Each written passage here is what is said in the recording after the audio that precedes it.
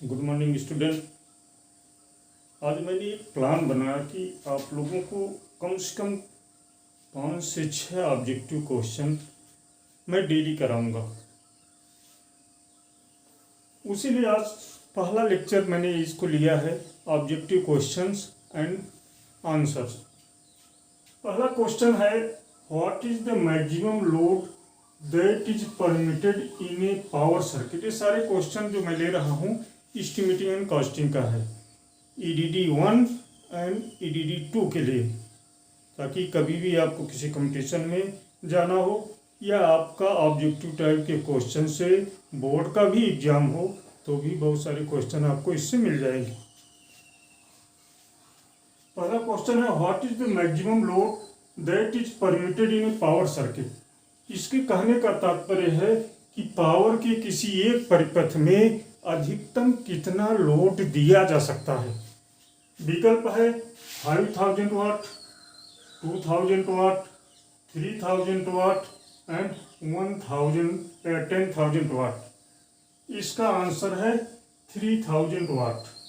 मैंने वायरिंग के रूल में आपको बताया था कि प्रकाश एवं पंखा परिपथों के लिए मैक्सिमम लोड जो है 800 वाट दिया जाता है और पावर परिपथों में किसी एक परिपथ के लिए अधिकतम भार 3000 वाट दिया जाता है। क्वेश्चन 2 पर आते हैं, what is maximum length of flexible conduit in the motor installation. ये पावर वायरिंग का चैप्टर है, चैप्टर आपका नहीं हुआ है लेकिन फिर भी क्वेश्चन आपको हम मिसलेनियस करा रहे हैं टोटल एस्टिमेटिंग एंड कॉस्टिंग का। तो यहाँ पे कह रहा है कि जब हम मोटर का इंस्टॉलेशन यानी संस्थापन करते हैं, मोटर की वायरिंग करते हैं, तो उसके लिए जो हम फ्लेक्सिबल कंड्यूट का प्रयोग करते हैं उसका फ्लेक्सिबल कंड्यूट का जो प्रयोग करते हैं उसका मैक्सिमम लेंथ कितना होना चाहिए। तो आई रूल के अनुसार, आई मतलब इलेक्ट्रिसिटी रूल के अनुसार उसका maximum length less than 1.25 metre होना चाहिए। मैक्सिमम मतलब 1.25 के नीचे ही होना चाहिए। ये हमें ध्यान रखना बहुत जरूरी है, इसको लर्न करना बहुत जरूरी है आपके लिए। क्वेश्चन नंबर 3 पर आते हैं, which type of earthing is used for transmission line. Transmission line में किस प्रकार की अर्थिंग का प्रयोग किया जाता है। तो ट्रांसमिशन लाइन के लिए ऑप्शन इन्होंने दिया है plate earthing, rod earthing, strip earthing, both A and B। यानी A एंड B का मतलब प्लेट एंड रॉड। तो यहाँ आपको ये जानना बहुत जरूरी है कि ट्रांसमिशन लाइन के लिए हमेशा स्ट्रिप अर्थिंग का प्रयोग किया जाता है। क्वेश्चन नंबर 4 में आते हैं, how many earth connection are required for motor frame as per IE rule. Power wiring में जब मोटर का इंस्टॉलेशन करते हैं तो पावर वायरिंग की रूल के अनुसार मोटर को कम से कम 2 स्थानों से 2 जगहों पर अर्थ करना चाहिए। अब होता क्या है कि 2 जगहों पर अर्थ कर दें, यानी कि हम उसमें ऐसा क्या करें, अर्थ पिट बनाकर एक ही अर्थ पिट से दोनों अर्थिंग दे दें, यानी लूप कर दें, या अलग अलग हमें अर्थ पिट बनाना पड़ेगा। इस टाइप से क्वेश्चन जब पावर वायरिंग करेंगे हम आपको बताएंगे। लेकिन यहाँ क्वेश्चन का आंसर हम खोजेंगे, how many earth connection are required for motor frame as per I rule 61। अर्थ के लिए 61 आई रूल यूज किया जाता है। तो इन्होंने ऑप्शन दिया है 1, नंबर 2 दिया है 2 सेपरेट एंड डिस्टिंक्ट, सी में दिया है 3 separate and distinct and D में दिया है 2 लूप्ड। कहने का मतलब यहाँ आंसर होगा 2 सेपरेट एंड डिस्टिंक्ट। डिस्टिंक्ट मतलब अलग अलग, सेपरेट मतलब अलग अलग, मतलब 2 सेपरेट हमें अर्थपिट बनाने होंगे और दोनों से अलग अलग उसके फ्रेम को, मोटर के फ्रेम को अलग अलग जगह अर्थ करना होगा, ताकि एक अर्थ हमारा अगर डिस्टर्ब भी होता है तो दूसरे अर्थ से हमारा काम चल जाएगा। तो इसका आंसर बी है।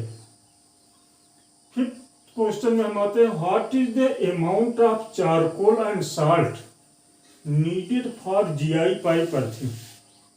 इन्होंने पूछा है कि कितना कोयला और नमक की कितना मात्रा हमें GI पाइप अर्थिंग के लिए लेना चाहिए। ऑप्शन इन्होंने दिया है charcoal 5 kg, salt 8 kg। Charcoal 10 kg, salt 10 kg, charcoal 10 kg, salt 10 kg। ये हमारा दूसरा हो गया। और चौथा हमारा है चारकोल 5 kg, साल्ट 5 kg। यहाँ पे एक चीज़ हम देखते हैं कि यहाँ पर हमने एक चीज़ गलत लिख दिया है, ये 5 kg है। तो देखिए हम चार ऑप्शन दिए हैं, charcoal 10 kg, salt 10 kg, charcoal 10 kg, salt 5 kg and charcoal 5 kg, salt 5 kg।